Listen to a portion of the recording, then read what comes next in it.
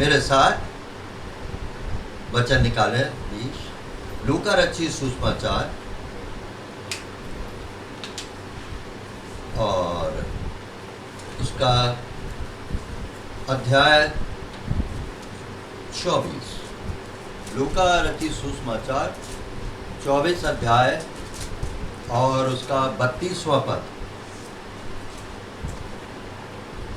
उन्होंने आपस में कहा, जब वह मार्ग में हमसे ये बातें करता था और पवित्र शास्त्र का अर्थ हमें समझाता था, तो क्या हमारे मन में उत्तेजना ना उत्पन्न हुई? वे उसी घड़ी उठकर उत्तेजना इंग्लिश में बहुत अच्छा है। हमारे दिल भभक नहीं उठे, सुलग नहीं गए। ये ज्यादा अच्छा मेरे को लगा। प्रभु उनको बताया, माउस से चेले ठंडे हो गए, संगति छोड़ के लौट रहे हैं यरूशलेम से। जो प्रभु के लोगों के संगति को छोड़ते हैं ठंडे हो जाते हैं। तो अब बड़ी ठंडी दशा में, और जब प्रभु उनको बताया पवित्र शास्त्र में से, तो क्या हुआ? उनके दिल में आग लग गई। आग। इब्रानी 1 अध्याय और 7 पद में हम पढ़ते हैं, परमेश्वर जो है अपने लोगों को धधकती आग बनाता है।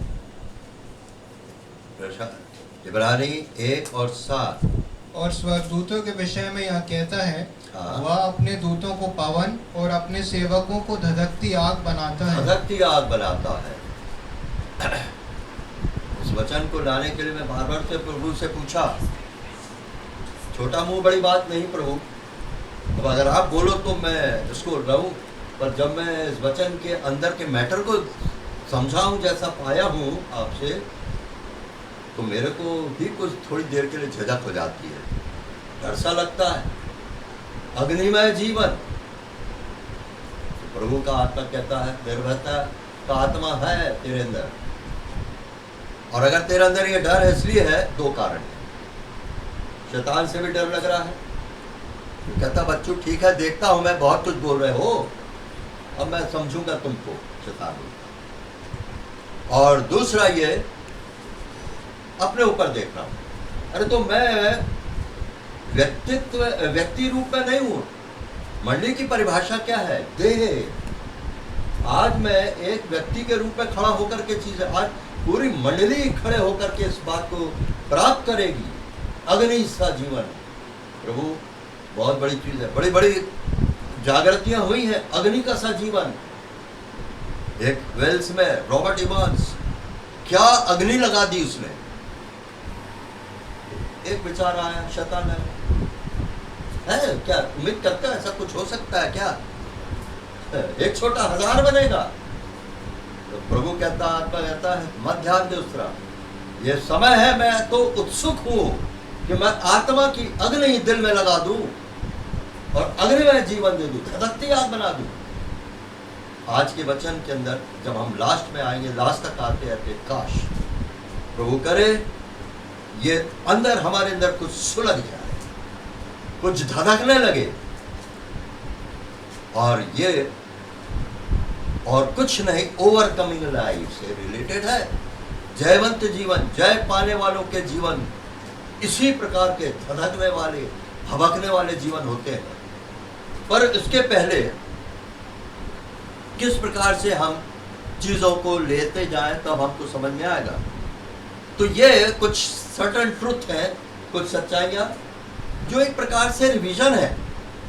पिछले तमाम, अब इसको पाने के लिए, वचन को पाने के लिए मैं बहुत मैसेजेस जो संडे को प्रभु ने, मैं हमेशा वचन जो संडे को प्रभु देता है यहाँ, उसको ज़्यादा वैल्यू करता हूँ। हालांकि सब मैसेजेस जो है ना, क्योंकि प्रभु के घर के अंदर वो प्रकट किए गए हैं, इसलिए वो ज़्यादा हमारे लिए प्रभु की तरफ से विशेष मायने रखते हैं। तो ये ओवरकमर्स, सुलगे हुए लोग, अगर हो सकता तो शायद हम इस वचन का टाइटल ये दें, सुलगे हुए।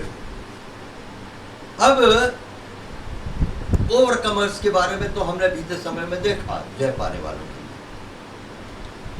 ओवरकमर्स एक ही स्तर के नहीं होते हैं। एक छोटा विश्वासी, एक छोटा बच्चा विश्वासी ओवरकमर बन सकता है। दाऊद के शूरवीरों का पहला इतिहास 11 अध्याय कई निकलवाऊंगा, कल ही निकलवाऊंगा रेफरेंस।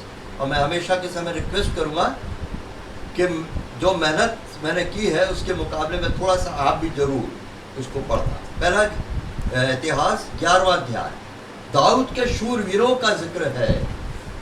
उसमें सबसे टॉप पर कौन, फिर उसके नीचे, फिर उसके नीचे, फिर उसके नीचे, मतलब कुछ होंगे 30% ओवरकमर है पर 60%, 90% और 100% कौन बोलूआ? अरे 100% तो हमारा महान प्रभु है ओवरकमर, जय पा करके पिता के दाहिने जा बैठा, 100% ओवरकमर है। तो ओवरकमर होने से पहले इन बातों को हमें अपने विचार में रखना जरूरी है। सबसे पहले खाली करना अपने आप को, ये बहुत इंपॉर्टेंट है। एक जय पाने वाला विश्वासी, सुलगने वाला विश्वासी अंदर अगर भरा हुआ है अपने मानवीय जीवन से, प्राणिक जीवन से। मूसा के बारे में हमने प्रभु के दास राजू से देखा था 11:7-24 मूसा के बारे में किस तरह से उसने अपने आप को खाली किया, पूरा जितना उसका अपना था, इच्छा, भावनाएं, विचार, योजना, सब बिल्कुल खाली कर दिया। कितने साल लगे आपको मालूम है। और जब खाली हो गया फिर उसके बाद परमेश्वर ने अगले 40 साल में उसको भरना शुरू किया, फिलिंग। काना के विवाह में यही चीज है। यूहन्ना रचित सुसमाचार 2 अध्याय और उसके 3 और 7 तक को मैं पढ़ रहा हूं। दाखरस घट गया, संसारिक आनंद खत्म।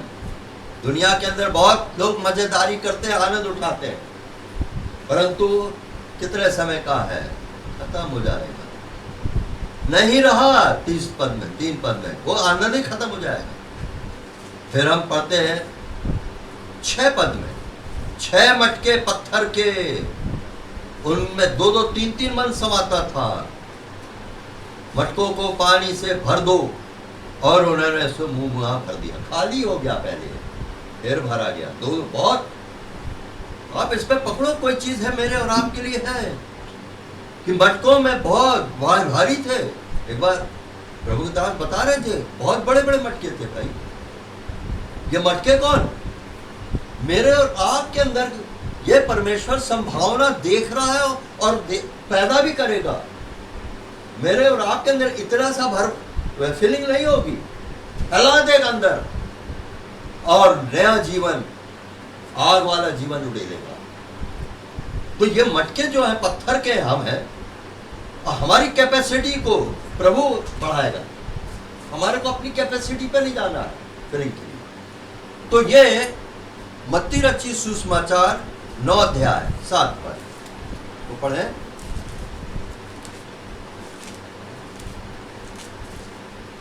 वह उठकर अपने घर चला गया। हाँ, लोग यह देखकर डर गए और हाँ, परमेश्वर की महिमा करने लगे। फिर ना 9:17 है क्या?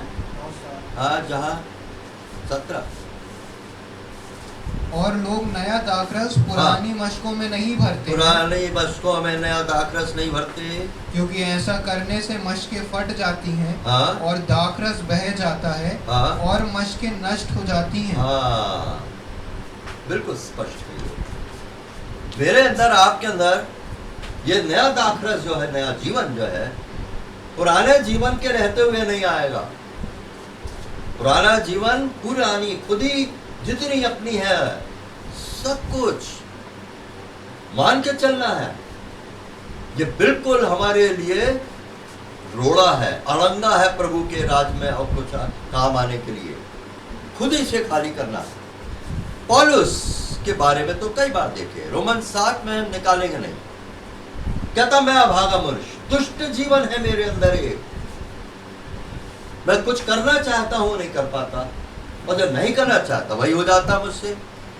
तो इसका मतलब है वो अपनी आत्मा और शरीर की लड़ाई में बड़ा तड़प गया, फड़फड़ा गया, परेशान हो गया।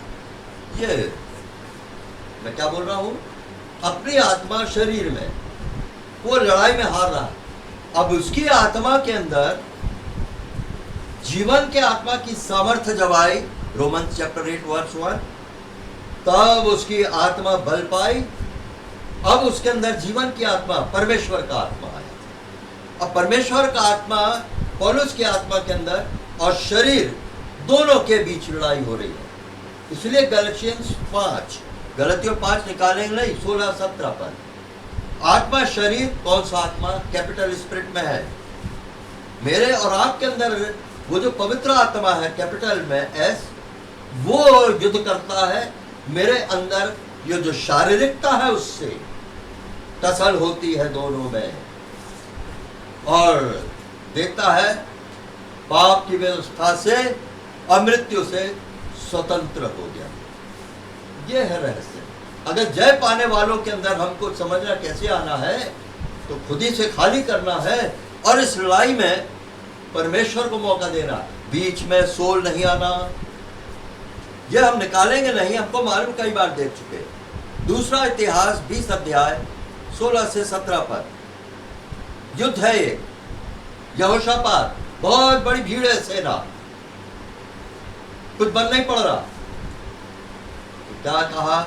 अपने दास के द्वारा खबर भिजवाया यहोशापात को, मत डरो इस बड़ी भीड़ से, युद्ध तुम्हारा नहीं है। अरे वो तुम्हारे अंदर जो ज्यादा महान सर्वशक्तिमान है जो बाहर है, और इसलिए तुम खड़े रहो और देखो। दो चीजें, अपनी जगह से हिलना नहीं, अपनी, अगर तुमने अपना कुछ जोर लगाया कि मैं भी जरा सहायता कर दूं परमेश्वर की इस लड़ाई में, तो मेरे को उसका साथ देना चाहिए ना। यही साथ देना है, मैं खड़े रहना अपने आत्मिक ग्राउंड पर। इसलिए हम एक गाना गाते हैं, आत्मिकता की भूमि पर यदि हम खड़े हैं, आशीष की बात है। और आत्मिकता की भूमि पर नहीं खड़े, शारीरिकता की भूमि पर खड़े हैं, तो श्राप है। और ये श्राप कई बार विश्वासियों के अंदर भी अधीन नहीं होते, उसमें पर असर आता है उसका। तो ये अभागा दुष्ट जीवन खूब समझा उसने। शरीर आत्मा और आत्मा शरीर के विरुद्ध में लड़ाई करता है, ताकि जो तुम करना चाहो वो नहीं कर सको। पौलुस जो करना चाहता था नहीं कर पाता था, तो अब करो। अब मैंने तुमको स्वतंत्र कर दिया है, जो कुछ तुम करना चाहते हो करो, ऐसा कोई तुम्हें रोकने वाला नहीं है। खड़े रहना, अब खड़े रहना और देखना। अब आप कल्पना करो, जब वो सब देख रहे हुए खड़े होकर के, क्या शत्रु के ऊपर मार दिया है प्रभु ने, लाखों लोग सैनिक मर गए, 3 दिन तक उनको वो लूटते ही रहे। आप सोचो, कल्पना करो क्या कर रहे होंगे। अरे बच्चा बच्चा बड़ा बूढ़ा सब ताली बजा रहे होंगे, कूद रहे होंगे। अरे खड़े होकर ये देखो, वही तुम जब मिस्र देश से निकले ना, तो गाना गा रहे थे। अरे जब वो डूब रहे होंगे मिस्री, तब क्या गाना नहीं गा रहे, वो उछल कूद कर रहे होंगे, गुरुजी वाह वाह वाह, क्या देख रही हमारी आंखें। हिम्मत से भर गए, पर अफसोस उनके अंदर वो चीज कब समय तक रही, कुड़ कुड़ कुड़ कुड़ कुड़ कुड़ कुड़ कुड़ उनके जीवन में बनेगा, कुड़कुड़ाने वाले नाश हो गए। तो युद्ध यहो, ताली बजाओ, गाना गाओ। हाँ, आत्मिकता की भूमि पर यदि हम खड़े हैं, आप घर में गाना, गीत नंबर 206 और उसका 5वां पद हमारे इसमें है, आत्मिकता की भूमि पर खड़े हैं, आशीष है। फिर अगर ओवरकमर और ओवरकमिंग लाइफ के बारे में हम सोचते हैं, और हम सोचते हैं चलो देखा जाए, तो देखा नहीं जाए। आइए प्रैक्टिकल बहुत वचन हम पा रहे हैं यहाँ, है ना। अपने अंदर आप जांचें, हमारे अंदर कितना वचन जो आ रहा है, कितना अंदर इंटेक हो रहा है। वचन सुना, बहुत अच्छा लगा, कुछ समय के लिए बड़ा हिम्मत आ गई, आनंद आ गया, ये सोलिश है। हमारे जीवन के अंदर वो लाइफ में प्रैक्टिकल आना चाहिए। दूसरा जो है स्वर्गारोहित जीवन होना, मसीह को लागू करना। वो मसीह जी उठने के बाद स्वर्ग में उठाएगा, स्वर्गारोहित मसीह। और जब उस मसीह को आप अपने अंदर लेंगे, तो आप भी स्वर्गारोहित होंगे, ऊपर वाली सतह पर होंगे, निचली सतह पर नहीं होंगे, स्वर्गारोहित होंगे। और स्वर्गारोहित मसीह जिसके अंदर है वो विश्वासी, अगर उसके अंदर बीमारी है, तकलीफ है, निराशा है, आज मैं बहुत निराश हूं, यानी मृत्यु के अधीन, अभी भी हमारा स्वर्गारोहण नहीं हुआ, हम मसीह के साथ स्वर्गारोहित नहीं हुए, हमने मसीह को, स्वर्गारोहित मसीह को अपने अंदर ऐसी परिस्थितियों में लागू नहीं किया। निराशा, हताशा, परेशानी, झंझट, मुसीबतें लागू करना मसीह को है स्वर्गारोहित। हम ऊपर जाएंगे, नीचे हमारी सब चीजें होंगी। फिर हम देखते हैं कैंसलेशन, डोंट एक्सेप्ट, आप बिल्कुल एक्सेप्ट नहीं करो कोई भी नेगेटिव थॉट आता है। हम सब सीख रहे हैं, मेरे को मालूम, मैं भी बहुत ज्यादा इन दिनों में सुबह से लेकर शाम तक, अब मुझको कोई मेहनत नहीं करनी पड़ती है। अब तो ऐसा हो गया है, प्रभु की महिमा के लिए बता रहा हूं, चलता रहता है अंदर। कई बार तो सड़क पर जाते रहते बुदबुदाता भी रहता हूं मैं, कमांडिंग भी करता रहता हूं मैं, थोड़ा ट्रेनिंग एक्सरसाइज करें, सब होगा। तो इसके लिए विश्वास होना और प्रार्थना में लेबर और कमांडिंग प्रेयर। कमांडिंग प्रेयर के बारे में हमने थर्सडे को देखा था, पर नहीं, अभी हम यूहन्ना 11 को निकालें, यूहन्ना 11 और उसके 21-25।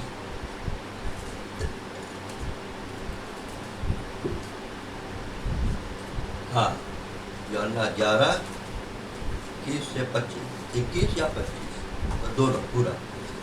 मार्था ने यीशु से कहा, हे प्रभु, यदि तू यहाँ होता तो मेरा भाई कदापि न मरता।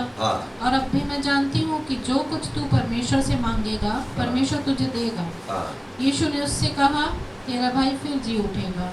मार्था ने उससे कहा, मैं जानती हूँ कि अंतिम दिन में पुनरुत्थान के समय वो जी उठेगा। यीशु ने उससे कहा, पुनरुत्थान और जीवन मैं ही हूँ। जो कोई मुझ पर विश्वास करता है वह यदि मर भी जाए तो भी जिएगा। फेथ एप्लीकेशन है यहाँ। प्रभु तो 4 दिन पहले होता ना फास्ट, तो नहीं मरता। कितना अच्छा विश्वास है। प्रभु कहता है यदि तू विश्वास करे तो वह जी उठेगा, तेरा भाई जी उठेगा। अब मरियम जो मार्था जो है उसके अंदर अभी ये प्रकाश नहीं आया। हाँ, प्रभु पुनरुत्थान के यानी भविष्य में जब पुनरुत्थान का समय आएगा तो वह जी उठेगा। तो प्रभु यीशु क्या बोला? पुनरुत्थान और जीवन में पास्ट का नहीं हूं, फ्यूचर का ही नहीं हूं, प्रेजेंट का भी हूं। क्यों भूल रही? अभी देख, अभी जी उठेगा। देखा, कुछ सुलग रहा है हमारे अंदर। मैं और आप अपने पास्ट के लिए और अपने फ्यूचर के लिए उसको पुनरुत्थान और जीवन मानते, और अब आगे है आज के समय में। एक पैर ऐसा है मेरा वर्तमान, ये पैर पीछे है पास्ट में, और जब मैं ऐसा करता हूं फ्यूचर में आ जाता हूं, ये पैर उड़ जाता है वर्तमान में। कितनी गंभीर आत्मिक सच्चाई है। पर मैं माथा ठोकता हूं अपना। आज तक इस वचन की गहराई तक मैं पहुंचे ही नहीं। कई बार बड़ा अच्छा लगा, कितनी बार मेरे को ये चीज आई मेरे नजर से, पर छोड़े टाइम आया शायद। अब लाजर के लिए क्या बोला? मेरा मित्र है। निकाले हम यूहन्ना 11:11। उसको मैं जगाने जाता हूँ, 11 और उसका 11। उसने ये बातें कही और इसके बाद उनसे कहने लगा, हमारा मित्र लाजर सो गया है, परंतु मैं उसे जगाने जाता हूँ। हमारा मित्र, देखो ये नहीं बोला मेरा मित्र सो गया। प्रियो, हम लोग अब मैं पे नहीं जाते, प्रभु में नहीं जाता, हमारा। जैसे मैं यहाँ खड़े होके प्रभु से पूछता हूँ कि प्रभु लाओ मैं ये वचन, तो मैं नहीं हूँ, कलीसिया बोल रही है, कलीसिया बोल रही है। प्रभु आप ये वचन देते हैं कलीसिया को। आज काश प्रभु करे हमारे बीच में एक अग्नि का सा जीवन, अंदर आग, पवित्र आत्मा की आग लगे, क्योंकि टाइम आ गया। मैं बार बार इस चीज को लाने में झिझक रहा था। बहुत बड़ी बात तो नहीं कर रहा हूं प्रभु। तो प्रभु कहता है तेरी सामर्थ थोड़ी है, मैं जानता हूं, तू भी जानता, मैं भी जानता हूं, पर तूने मेरे धीरज के वचन को थामा। जो क्या वचन थामा धीरज से? फिलदेल्फिया की कलीसिया को बोला। आप रेफरेंस लिख लें, फिलदेल्फिया की कलीसिया को ये चीज बोला प्रभु। 2 अध्याय वहां पर फिलदेल्फिया की कलीसिया के लिए प्रभु ने बोला, निकाल के देख ले, अच्छा रहेगा। जो द्वार में बंद करूं उसको कोई खोल नहीं सकता, और जो द्वार में खोल दूं उसको कोई बंद नहीं कर सकता। ये चीज कही तो इस वचन को ले लिया, और इस वचन को अगर मैंने और आपने ले लिया है, हम अधीर नहीं होंगे। जो द्वार बंद है प्रभु का हाथ है, जो द्वार खुला हुआ है हमारे जीवन की भौतिक परिस्थितियों में प्रभु का हाथ है, क्योंकि सब कुछ उसके हाथ में नियंत्रित है। तेरी सामर्थ थोड़ी सी है, तू कुछ नहीं कर सकता। क्या लिखा है? तूने मेरे धीरज के, इसी वचन को जो ऊपर है, द्वार खोलने और बंद करने का, और मैं तुझे क्या करूंगा? अपने भवन में खंबा बनाऊंगा, वहीं पर खंबा बनाऊंगा। अबे हम 7वें विचार में इस खंबे के बारे में देखें। पहला विचार खाली करना, दूसरा विचार जो हमारे को है वो है स्वर्गारोहित मसीह को लागू करना। इसलिए हम गाना गाते हैं, जो कई बार मैं और आप सोचे, हम गाना कितना गाते हैं, बड़ा अच्छा लगता है जिस समय तक गाते हैं, पर उसके बाद सब हवा। कैसा मित्र प्यारा लो, हम गाते हैं 445 गीत नंबर, यीशु कैसा मित्र प्यारा, क्यों नहीं उसको बता देते? सब उसको बताओ, और नहीं तो मित्र किस बात का हो? मित्र वही होता है जिससे बताए। मैं क्या इब्राहिम से कुछ छिपाऊं? मेरा मित्र है, परमेश्वर बोलता। आज मेरे और आपसे वो, उसने लाजर को ही नहीं मित्र कहा, तुम मेरे मित्र हो। चलो कोई बोला तुम मेरे मित्र हो, और मित्र अपने मित्र के लिए प्राण देता। यूहन्ना 15:13 से 15, यूहन्ना 15:13 से 15। हाँ, तो जो इससे बड़ा प्रेम किसी का नहीं, जो कोई अपने मित्रों के लिए अपना प्राण दे। जो कुछ मैं तुम्हें आज्ञा देता हूं, यदि उसे करो। हाँ, अगर मित्रता निभानी है, सबसे बड़ी शर्त आज्ञाकारिता। अब से मैं तुम्हें दास ना कहूंगा, क्योंकि दास नहीं जानता उसका स्वामी क्या करता, परंतु मैंने तुम्हें मित्र कहा है, क्योंकि मैंने जो बातें अपने पिता से सुनी वो सब तुम्हें बता दी। मित्र कहा है वो उसने हमको। इसलिए ट्रांसपेरेंसी बहुत जरूरी भाई। मित्रता में कुछ भी छुपाव नहीं होना चाहिए, खुलकर। प्रभु के बड़े बड़े दासों ने यही किया, कुछ नहीं छुपाया, अपनी फीलिंग्स, इमोशन। वो जितने फीलिंग्स एंड इमोशन निगेटिव भी थे, वो भी कुड़कुड़ाहट सब प्रकट कर दिया प्रभु। आप देखें, निकाल के देख लें दाऊद के बारे में, भजन 142, भजन 142 और उसका 1, 2, 3।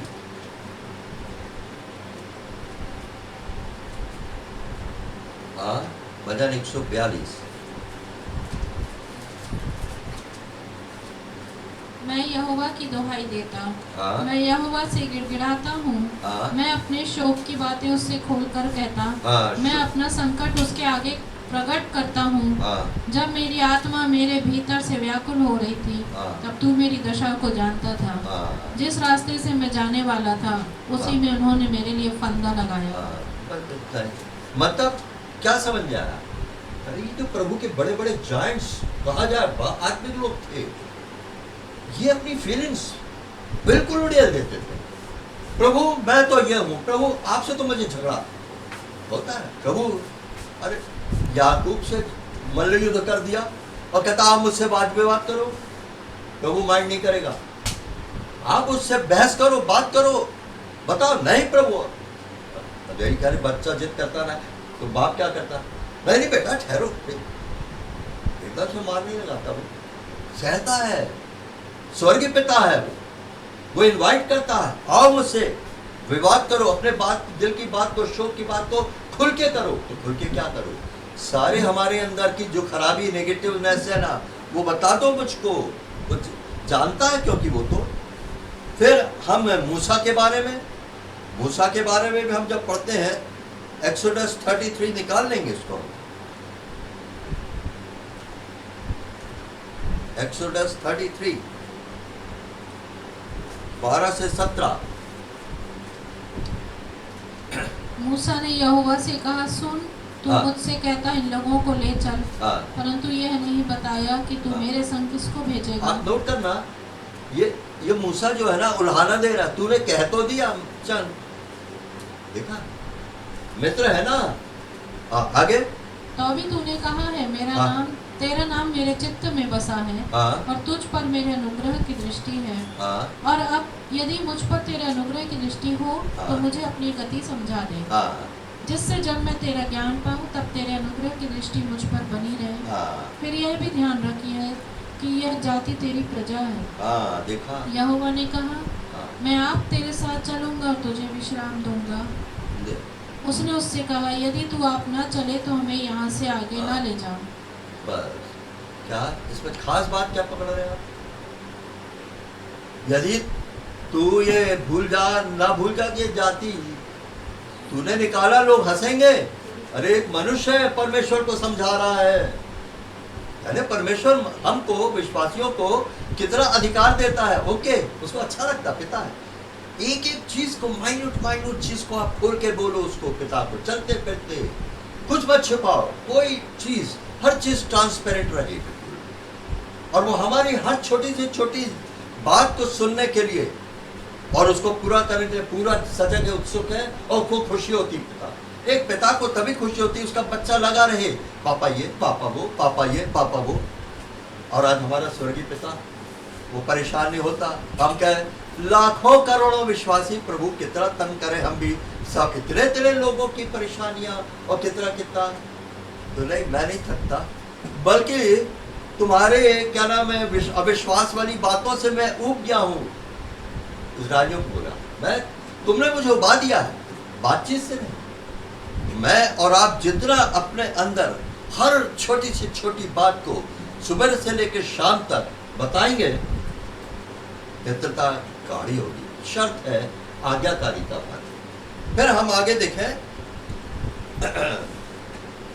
कनान का भोजन खाते हैं। 17, 11, 22 राजू ने जो वचन दिया था, मैं बहुत पकड़ा इसको। 17, 11, 22 कनान का भोजन। जब ये यरीहो पहुंचे, जो कनान का एक भाग है, मैं निकाल के उसमें स्टडी किया, देखा तो मैं तो भूल चुका था। फिर ये तो यरीहो में गए, तो जब वहां पर वो पहुंचे तो पहले ही तो फसह का पर्व वहां मनाया गया, पहला दिन। दूसरे दिन अख़मीरी रोटी का पर्व, और तीसरे दिन फर्स्ट फ्रूट प्रथम फल का, पूला शब्द आया है, आप निकालेंगे नहीं, पढ़ लेना। लेवी व्यवस्था 23 अध्याय 9 से 14, लेवी व्यवस्था 23 अध्याय 23 वर्स 9 to 14। Third day. अब ये थर्ड डे कौन सी हमारे ईयर्स में किस हिसाब से आता है? पुराने नियम में 4000 साल, नए नियम में पहला दिन, दूसरा दिन, तीसरा दिन, यानी 6000 साल के बाद 7वां साल, पता है 7वां साल, थर्ड डे, पुनरुत्थान, ऊपर क्या नाम है, रैप्चर, पूरा हिलाने वाला हिसाब। ये चीज हमको बहुत ही दिमाग बैठा देनी है। हम लोग अब किस पर्व में है? हम पूरा वाले, ये फर्स्ट फ्रूट पूरा, और पूरा भी वो वचन में राजू बता रहा था, ये कमजोर पूरे नहीं, अच्छा ठोस मजबूत सॉलिड दानों से भरे हुए। मैं और आप कमजोर पूरा नहीं बने, वो कमजोर पूले को भी नहीं छोड़ेगा, पर मजबूत पूरा बने, दाने अच्छे सॉलिड बने, ये चीज होना चाहिए। फिर अगला जो ओवरकमर्स को अगर बनना हमें, तो इसमें भी आना पड़ेगा, शिकंजा। मैं और आपके जीवन में शिकंजे कसेंगे हमें जब, तो ये बात एकदम हमारा ध्यान जाना चाहिए। भजन 105 और 1915, भजन 105 1915 निकालें।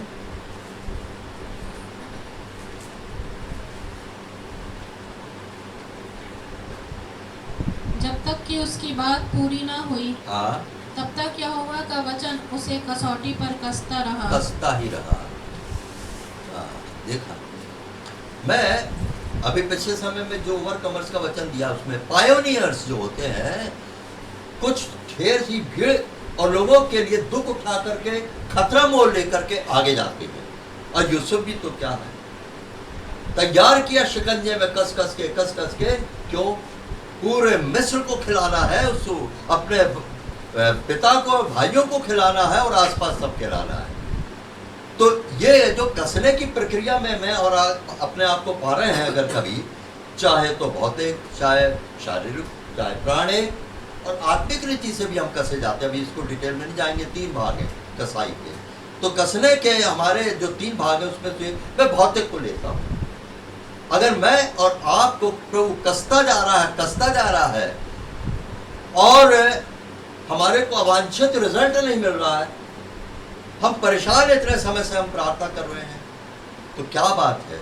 और मैंने उस दिन बताया, हम मत्ती 6 की प्रार्थना तो करें ही करें, परंतु हम कमांडिंग मार्क 11 की भी प्रार्थना करें। पहाड़ है, पर परमेश्वर की इच्छा मालूम करना होगा। अगर यूसुफ जो है वो भी कमांडिंग प्रेयर शुरू से कर देता, अब वो कसने का कितना पीरियड उसका 20-22 साल का था, परमेश्वर उसको कसता रहा। मैं आप अगर यूसुफ की जगह हो, कमांडिंग प्रेयर का फॉर्मूला मालूम है, तो पहले ही साल में हम कमांड कर देते शैतान को, तो परमेश्वर की जो योजना है यूसुफ से लेकर के वो तो हो ही नहीं पाती। मतलब यह है कि कमांडिंग प्रेयर कब करनी है, कब नहीं करनी है। दुष्ट आत्माओं के मामले में करनी है, गिरोह को उठाने में करनी है, परिवार के लोगों के उद्धार के लिए करनी है। पर कमांडिंग प्रार्थना उस समय जो भौतिक परिच्छेद कब करनी कब नहीं करनी, प्रभु की इच्छा मालूम करना पड़ेगा। अगर प्रभु चाहता है हम कुछ परिस्थिति में कुछ समय तक जाए, कोई बीमारी है, कोई रोग है, तो जाए, कमांडिंग प्रेयर ना करें, क्योंकि प्रभु को कुछ करना उस पीरियड में हमारे जीवन। तो ये फर्क आ जाता है। तो अब हम 139 भजन को देख लें। 139, ये तो भागा नहीं, यूसुफ डटा रहा। कसते रहो प्रभु आप, मैं तो डटा हूं। पर दाऊद भी एक ओवरकमर था, पर वो तो भागा। पूरा पढ़ना अध्याय जरूर पढ़ना। 139, कहाँ भागूं, किधर जाऊं, 7 पद और 8 पद में, अधोलोक में जाऊं तो वहां तू, अरे बड़ा मुश्किल हो गया। तो फिर आखिर को कहां पर बात परमेश्वर के लिए, वो महिमा के लिए कहता है। 14 पर कुछ समझा वो, यानी विश्वासी जो है, अगर वो अपने विचारों में परमेश्वर के विचारों के विपरीत कुछ चल रहा है, कुछ उसके अंदर चल रहा है जो परमेश्वर के विचार और भावना और कल्पना के विपरीत है, उसको अपने भावना और विचारों को खंडित कर करके परमेश्वर का कैदी बनाना नहीं आया। दाऊद में से बाद में सीख लिया। अब हम 14 पद पे आ जाए। मैं तेरा धन्यवाद करूंगा, इसलिए कि मैं भयानक और अद्भुत रीति से रचा गया हूं। अब जरा देखना, तेरे काम तो आश्चर्य के हैं, मैं उसे भली भांति जानता। जब मैं गुप्त में बनाया जाता था और पृथ्वी के नीचे स्थानों में रचा जाता था, तब मेरी हड्डियां तुझसे छुपी ना थी। और 16 पद में, तेरे रचे जाने से पहले तेरी पुस्तक में लिखे हुए थे। अरे बड़े गंभीर इसके अंदर एक गहराई है, आत्मिक सच्चाई है। गुप्त में, गर्भ में जब वो बनाया जाता था, तब वो पूरा देख रहा था, जीवन की पुस्तक में लिखा जा रहा था। माता के गर्भ में जब कंसेप्शन हुआ, बीज के अंदर लाइफ आया। जो कंसेप्शन में बीज आया, माँ स्त्री के पेट में, गर्भाशय में, तो लाइफ आ गया। जब वो भ्रूण बना, उसमें भी लाइफ है। और जब वो पैदाइश हुई, तो उसमें भी लाइफ है। साइंटिस्ट लोग कहते हैं, मेडिकल साइंस वाले, कि जब वो 9 महीना बच्चा पेट में रहता है, उसके अंदर लाइफ है। तकलीफ में होता रहता है, वो अंधेरे में रहता है, तकलीफ में रहता है। वो 9 months पूरा कष्ट में बिताता, और अगर उसकी समझ हो तो वो कहे कब मैं इस परिस्थिति से बाहर आऊं, अब बका रहा है, परेशान है बाहर रोशनी में आने के लिए, एक अच्छे लाइफ में आने के लिए। गर्भ के लाइफ से अब बाहर का लाइफ कुछ उसको अच्छा लगेगा पैदाइशों में। अब इस लाइफ में 70 साल 80 साल 90 साल जितना एक विश्वासी जी रहा है, ये भी पृथ्वी पर एक 70-80 साल का जीवन एक गर्भ में का जीवन है।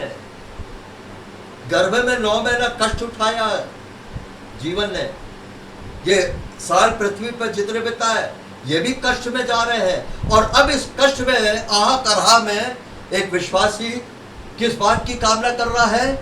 एक बेहतर जीवन की, गर्भ में रहने वाला एक बेहतर जीवन की कल्पना करता अगर उसको समझ में होता, और आ जाता ये ह्यूमन लाइफ। और अब हम ह्यूमन लाइफ में अब हम अपने आप में करहा रहे हैं एक बेहतर लाइफ के लिए। कौन सा बताइए?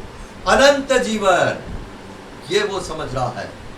तो हमारी ये पृथ्वी में तमाम कष्ट मुसीबत तकलीफें, धन्यवाद करें, जैसा कह रहा मैं अद्भुत धन्यवाद करता हूँ, ये भयानकता के जीवन में मेरे को जाना ही है, इसी में मैं तैयार हो जाऊंगा और इसी में मैं अप्रिशिएट कर पाऊंगा अनंत जीवन को।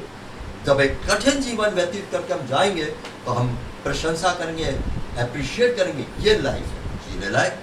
आगे ये छठवां विचार, चट्टान को समझते हैं प्रभु के जय पाए हुए। भजन 61:2 निकालेंगे नहीं, मैं उसको चट्टान की आशीष ओवरकमर्स पाते हैं। 61:2, मूर्छा खाते समय मैंने पृथ्वी के छोर से पुकारा और वो मुझको चट्टान की ओर ले चले, ताकि वो मुझे कहाँ ले चले? चट्टान की ओर। मूर्छा खाते समय मैं और आप अपने इस जीवन की यात्रा में कितनी बार मूर्छा खाते हैं? मूर्छा शरीर में ही नहीं, अकल काम नहीं करती, चक्कर आते हैं, क्या करें, हक्का बक्का। ये तो ये मूर्छा खाते समय ये नहीं कहता कि मुझको बिस्तर पर ले चल प्रभु, मुझको कहाँ ले चल? चट्टान पर। कितनी बड़ी अभिलाषा उसके अंदर, चट्टान की आशी। फिर दूसरा है, ये चट्टान चलती थी प्रभु के लोगों के साथ, निकालेंगे नहीं। 1 कोरिन्थ 10:4 साथ साथ चलती थी, क्योंकि कई बार हम निकाल चुके हैं, देख चुके हैं। वो चट्टान आत्मिक थी और उनके साथ साथ चलती थी। 1 कोरिन्थ 10:4 में ये साथ साथ चलने वाला प्रभु कहता, कहाँ रुका है, साथ साथ चलो ना। तो प्रभु क्या करे? तो मैं तो हूं चट्टान हूं, तुम चट्टान में से खोदे गए हो, मेरा लाइफ तुम्हारे अंदर है। ये कहाँ मिलता है? व्यवस्था विवरण और उसके 32 और 18 में मिलता है। तुम चट्टान में से खोदे गए हो, पैदाइश हुई तुम्हारी, इंग्लिश में बर्थ, खोदे जाने की इंग्लिश में बर्थ। तो हम चट्टान में से पैदा हुए हैं, मसीह यीशु चट्टान है। तो कई बार सच में हमारे को लगता है यार कितने हम अभागे हैं, इतना क्यों हो जाता? अविश्वास की कमी है सर। वचन क्लेम करें, अंधाधुन क्लेम करें। अब हम उस दिन पढ़ रहे थे, भाई मैथ्यू जो आए थे अपने ये गिडियंस वाले, वो क्या बोल रहे थे हबक्कूक के बारे में? अरे कितना कितना लुटपट गया वो, ये हो जाएगा, वो हो जाए, चाहे वो हो जाए। फिर भी क्या कहता है हबक्कूक 3:17-18 पद, आप 16-17-18 पद पढ़ना। फिर भी मैं यहोवा में आनंदित और प्रसन्न रहूंगा। अब कल्पना करें, तुलना करें, क्या चैलेंज है हमारे सामने है? शर्म आती है हमें अपने ऊपर। आज हमको अनुग्रह मिला है और हम परिस्थितियों में, चाहे हम, वो कहता वो बिल्कुल लुटपिट गया, खाली हो गया, जीरो हो गया। अब क्या मेरे और आपके सामने, कई बार मैंने ये चीज को वचन यहाँ दिया और आज याद करता हूँ मैं, जब सारे आधार जाते रहे, मैंने कहा था और इसी समय मैं समझ गया था अब ये वचन मुझको पकड़ेगा। आप याद रखना, हम लोग यहाँ खड़े होकर जो बोलते हैं, हम खुद परखे जाते हैं। आप किसी को गवाही देते हैं अपनी कोई कठिन परिस्थिति में कैसे परमेश्वर निकाला, परखे गए हैं तभी तो गवाही दे रहे हैं ना। तो चाहे मैं और हम यहाँ खड़े हो, चाहे आप हो, हम सबको परखों में ले जाएगा, ताएगा प्रभु। और ये प्रमाणित करेगा शैतान के सामने, देखो ये है मेरा जीवन ताया हुआ, इसको मत देख, ये ताया हुआ जीवन जो मेरे बच्चे के अंदर है, तो कन्विंस है कि हाँ ये वास्तव में परखा हुआ है, शैतान लज्जित होकर चला जाएगा। चट्टान से पैदा हुए, भजन 81:16, भजन 81:16, ये एक छोटा सा ये कार्ड के ऊपर वर्ष वहाँ अलमारी में चिपका हुआ है, पता नहीं रोज मेरे सामने आता है। भजन 81:16 कि मैं तुझको चट्टान में के मधु से तेल चुसाऊंगा और तृप्त करूंगा। चट्टान में के मधु से, चट्टान यहाँ मुसीबत का रूप है, पहाड़ है मुसीबत का, कठिनाइयों का, तुझे उसमें से मधु दूंगा मैं। अरे चट्टान में से मधु मतलब मुसीबतों के आने का वेलकम करो, क्योंकि आपको शहद मिलेगा भाई, तेल मिलेगा, अभिषेक का तेल मिलेगा। लगता होगा ये क्या थ्योरी है, अरे थ्योरी ये वास्तविकता है, वचन की सच्चाइयां हैं ये दुनियावी लोगों के समान बढ़िया लच्छेदार बातें नहीं है ये। अब आइए देखिए मूसा से क्या बोला, ये बहुत अच्छा लगा मुझे। चट्टान से बातें कर, वो अपना जल देगी। निकालेंगे नहीं आप, नंबर गिनती 20:8, गिनती 20:8, चट्टान से बातें कर वो अपना जल देगी। हाँ, ये बहुत प्यारा सा विचार है। बातें कर, प्रार्थना नहीं कर, don't ask but talk to me. प्रियो, अरे इसको आप अभ्यास में लाओ। हम बहुत ज्यादा प्रार्थना करते हैं अपनी भौतिक चीजों के लिए। एक दिन राजू लाया था कि हम सिर्फ बोलते रहते अपनी अपनी क्या नाम है प्रार्थना के लिए। प्रभु जो है वो तो जानता है तुम्हारे मत्ती 6 में तुम्हारे को इन चीजों की आवश्यकता है। तो अगर हम किसी बात के लिए बार बार प्रार्थना कर रहे हैं तो प्रभु क्या बोलेगा, तुम तो अब उगता दे रहे हो। तो मेरे को जानता, 6 अध्याय में लिखा, स्वर्गीय पिता जानता है तुम्हारे को इसकी आवश्यकता है। और क्या बोला, प्रार्थना में अन्य जातियों के समान बक ना करो। अरे अन्य जाति यही तो करते हैं, ये दे दो प्रभु, ये कर दे, वो कर दे, ये समस्या वो समस्या। हम लोग इस सबसे परे हैं, ऊपर है। हमारा काम सिर्फ स्तुति आराधना धन्यवाद करना है, कुछ आया नीचे। हम अगर स्तुति आराधना कर रहे हैं हम ऊपर, समस्याएं नीचे।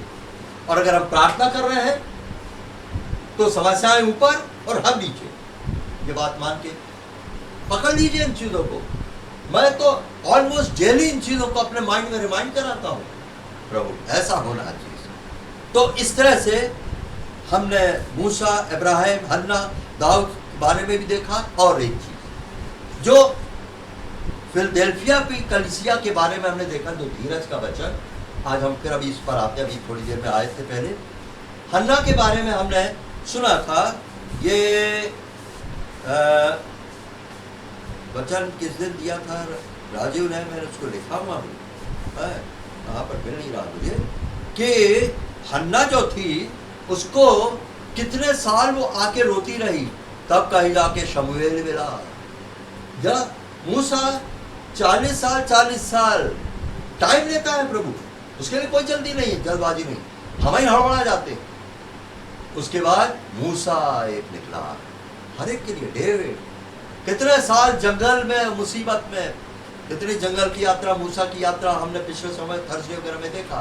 क्या हुआ, टाइम लिया प्रभु ने, पर कुछ बड़ा काम किया। प्रियो, मेरे और आपके लाइफ में भी अगर कोई चीज लंबे समय तक चल रही है, कुछ बड़ा होने वाला है, कुछ बड़ा होने वाला है। ये बात आपको ध्यान रखना है। और आप इस बात को परखें कि आज प्रभु आपके जीवन में भी कभी कोई ऐसी परिस्थिति है, बड़ा काम होगा। अब्राहम को ठहरा लिया कितने साल उसने। तो हमारे को ये मान कर चलना है कि प्रार्थना भी करना है, अधिकार वाली भी प्रार्थना करना है।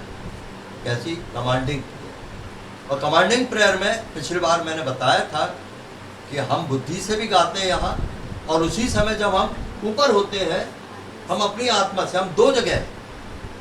हमारे असल में दोहरा व्यक्तित्व है, हम यहाँ पर भी हैं, ठीक उसी समय हम पौलुस कहता है दूसरा अध्याय।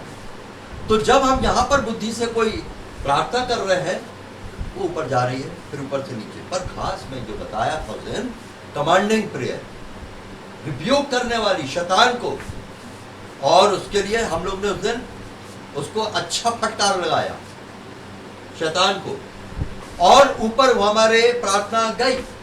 प्रभु के लोग जब रिब्यूक करते हैं, फटकारते हैं यीशु नाम की सावट में, पिता को बड़ी प्रसन्नता होती है, शाबाश। अब हम आत्मा में ऊपर कह रहे प्रभु ओके, आमीन, बिल्कुल डेफिनेटली सो, ऐसा ही हो। चलिए वो प्रार्थना का असर यहाँ पर उखाड़ पछाड़ कर देगा। पर यही है कि कहाँ कमांडिंग करना है, कहाँ नहीं करना है। हम लोग स्वर्गीय स्थानों में, दूसरे अध्याय इफिशियंस में हम बैठे, पहले अध्याय में प्रभु गया स्वर्गारोहित हुआ, दूसरे में हम भी वहां बैठे, हमारा स्टेटस पोजीशन वहां।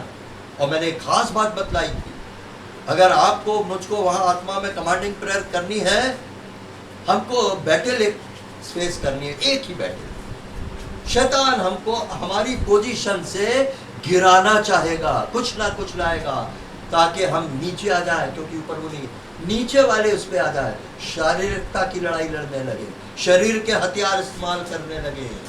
हमें अपने पोजीशन को सिक्योर करना है, और वो हमें प्रभु बताएगा यहाँ यहाँ समझना, तो ऊपर के हो। अब याद हमने देखा ऊंचे पर हमारा स्थान है वर्शिप में, वचन में।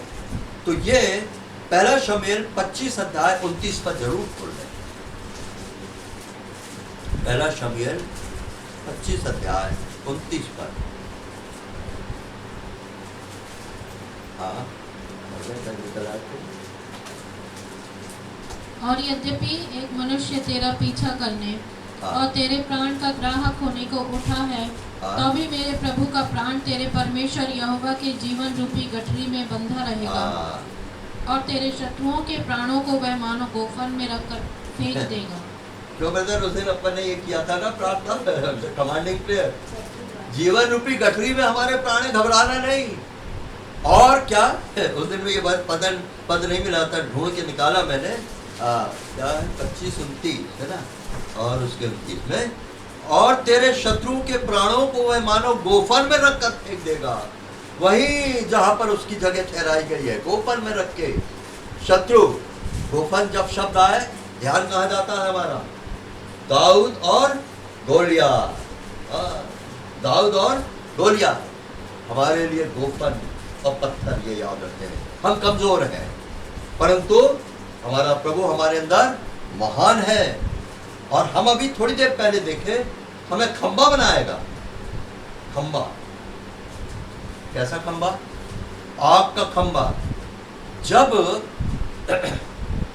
जंगल से ये निकलने वाले थे और निकल गए, और जब बीच समुद्र में मिस्र की सेना आई, महारथी वगैरह आए, तो क्या लिखा है, वो आग के खंबे में से उसने उनको देखा और घबरा दिया उनको।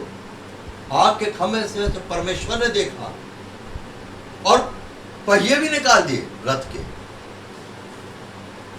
आग के खंबे में से देखा।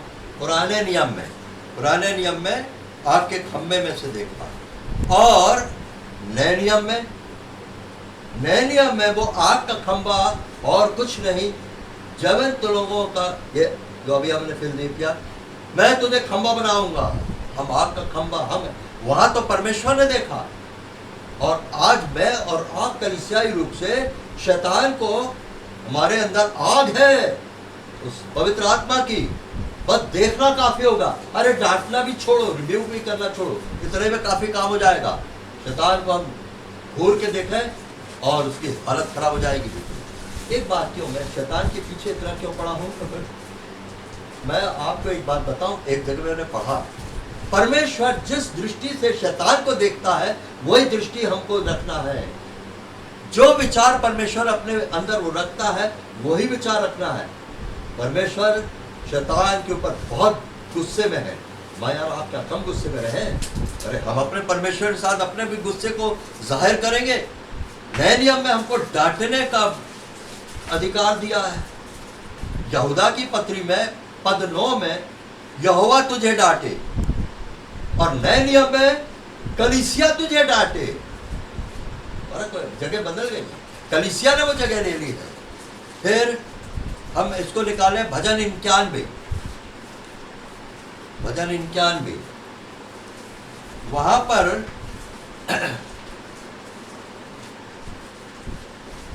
एक शब्द आया है। उस दिन में वो भाई के कमांडिंग प्रेयर का एक वो पद ध्यान रखा, कुछ क्या दुत्कारना, भाई बोले मैं शैतान तुझको दुत्कारता हूं। अरे वक्त तो अब यहां पर देखो क्या लिखा भजन 91 में, और उसके 13 पद में, तू सिंह और नाग को कुचलेगा, तू जवान सिंह और अजगर को लताड़ेगा। भाई ने कहा था दुत्कारना, हमको और एक मिल गया, लताड़ेगा। डर लग रहा है ना? अरे बाप रे बाप, ये तो बहुत सामर्थी है, मेरा तो कछुआ निकाल देगा, छोड़ेगा नहीं अब। तेरी सामर्थ्य का मैं जानता, पर तूने मेरे धीरज के वचन को थामा है ना। मैं तेरा प्राण मेरे जीवन की गठरी में हूं, घबराना नहीं, निर्भयता का आत्मा दिया है मैंने तेरे को। और फिर आगे हम बढ़े तेजी से। हमको रोटी खाना है, शैतान को रोटी का समझ के। यहोशू, जब यहोशू के पुस्तक में आप पढ़ना इसको, गिनती 14:9 लिख लें आप, सिर्फ मैं बस 5 मिनट खत्म करता हूं। गिनती 14:9, जब यहोशू उस कनान देश का भेद लेके आया तो 10 तो घबरा गए, 10 जासूस, 2 ये यहोशू काले, ये उनकी कायरता को देख के बहुत बेचैन हो गए, कपड़े फाड़ दिए बेचे। क्यों तुम लोग ऐसा कर रहे हो? डरते हो?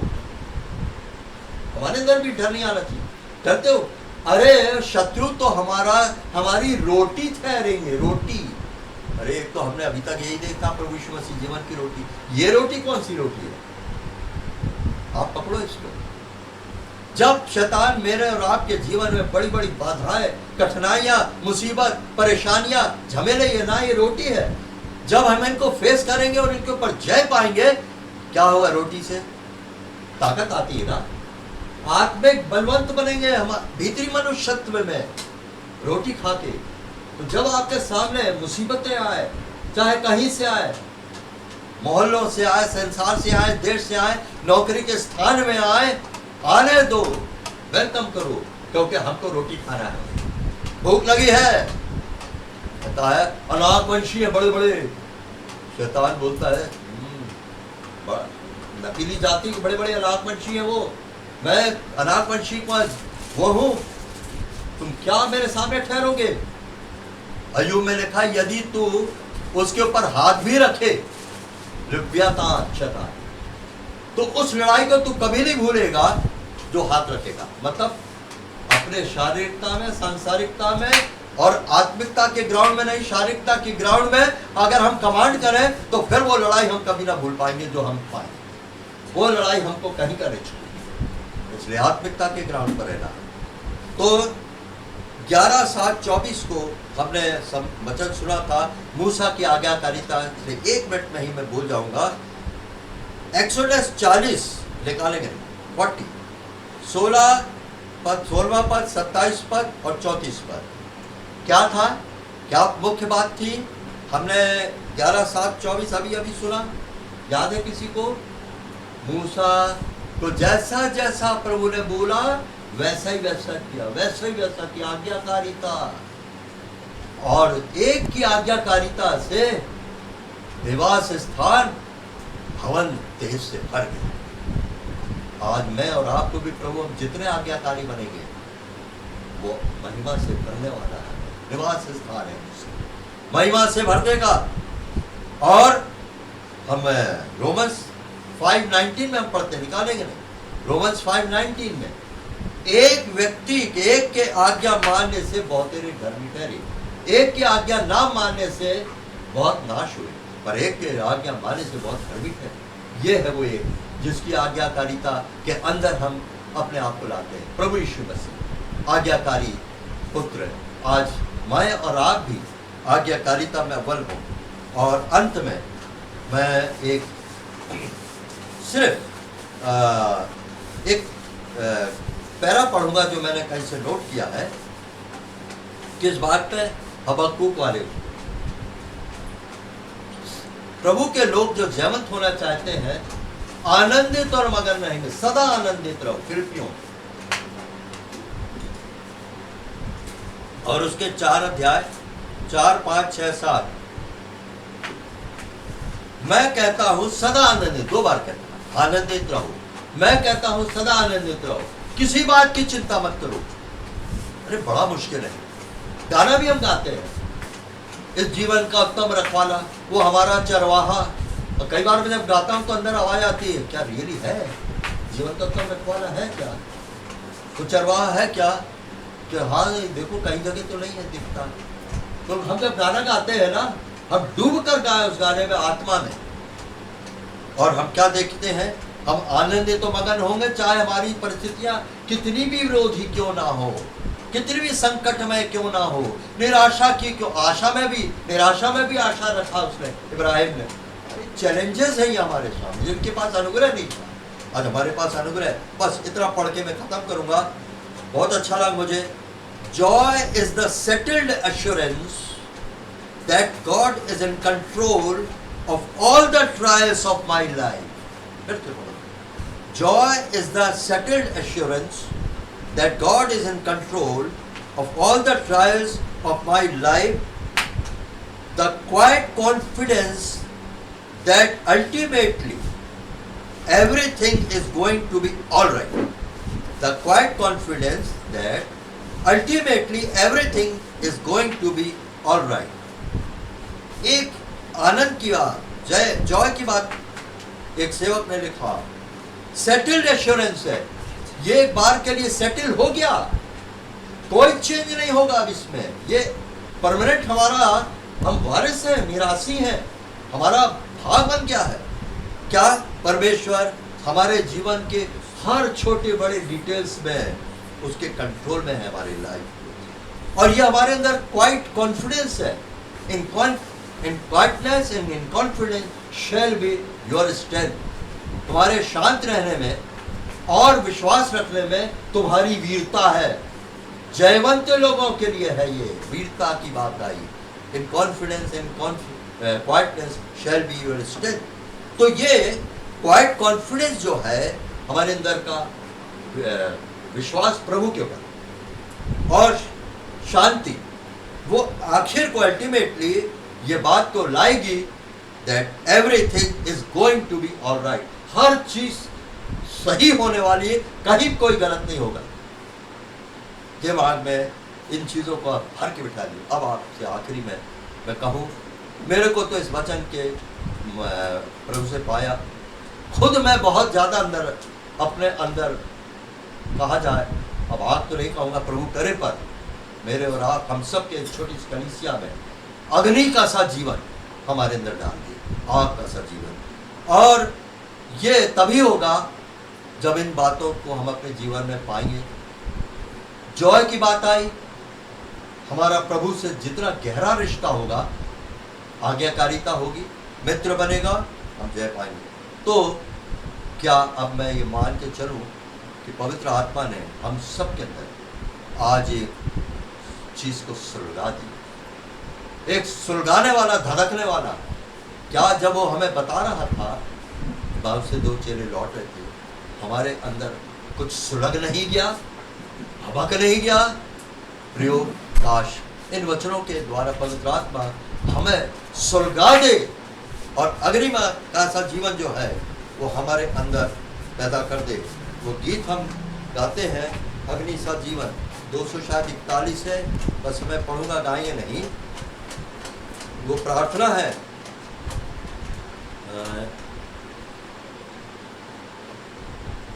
ये है गीत नंबर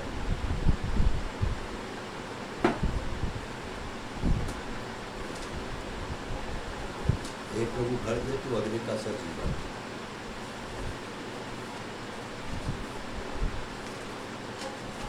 किसी को मिल जाए तो देखें इसमें है।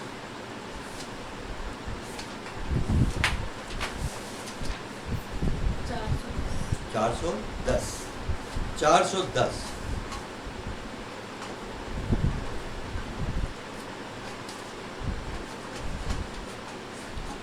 स्वर्ग से उंडेल प्रभु अग्नि सा जीवन, मुझको तू भर प्रभु भरपूर जीवन।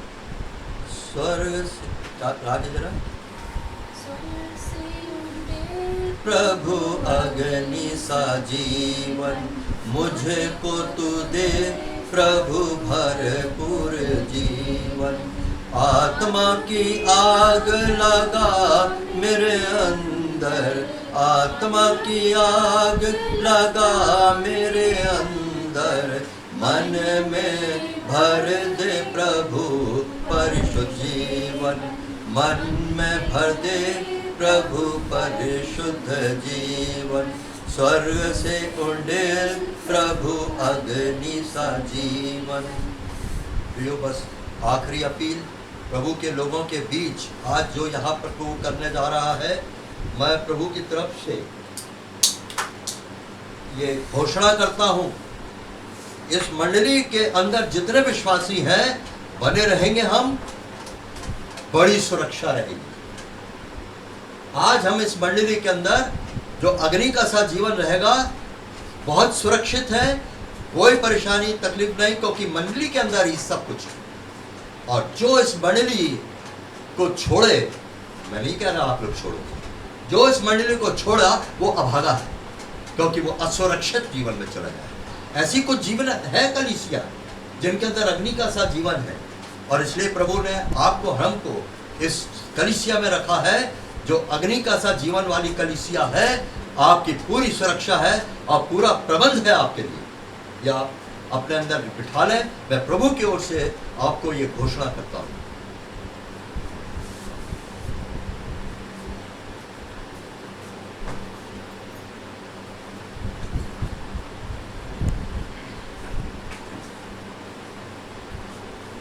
आइए हम प्रार्थना के साथ समाप्त करेंगे। प्रभु जी, हम धन्यवाद देते हैं सुंदर समय के लिए, एक और बार आपने हम सबके जीवनों में ये अवसर प्रदान किया। प्रभु हम धन्यवाद देते हैं, आज के वचनों के लिए हम धन्यवाद देते हैं। जिस प्रकार प्रभु हम सुन रहे थे किस प्रकार एक तैयारी का जीवन, और प्रभु आप जिस कसौटी में कसते हैं उसमें कसने का जीवन, आप पे भरोसा और विश्वास करने का जीवन, और प्रभु आपकी बाट जोने का जीवन। और प्रभु हम धन्यवाद देते हैं कि आपने ऐसी कलीसिया में हमको रखा है जहां आप हमको दिन प्रतिदिन उस अग्नि में जीवन से तृप्त करते जाते हैं, तैयार करते जाते हैं, अपने आगमन के लिए खड़ा करते हैं। प्रभु हम धन्यवाद देते हैं। प्रभु हम जितनों ने आज वचन को सुना है, जितने आगे आने वाले समय में इन वचनों को सुनेंगे, सभी को हम आपके हाथों में सौंपते हैं। प्रभु जी, इन वचनों के अनुसार आपके डील डॉल में बढ़ते हुए, उस सामर्थ को पाते हुए जो काम रह गए उनको पूरा करके आपके आगमन के लिए खड़े रहने में हम में से प्रत्येक की आप सहायता करें। सभी को हम आपके हाथों में सौंपते हैं। आज के दिन के लिए हम धन्यवाद देते हैं। आपने प्रार्थनाओं को सुना, उसके लिए धन्यवाद। ये सारी बातें अपने उद्धारकर्ता प्रभु यीशु मसीह के पवित्र और मीठे नाम से मांगते हैं, आमीन।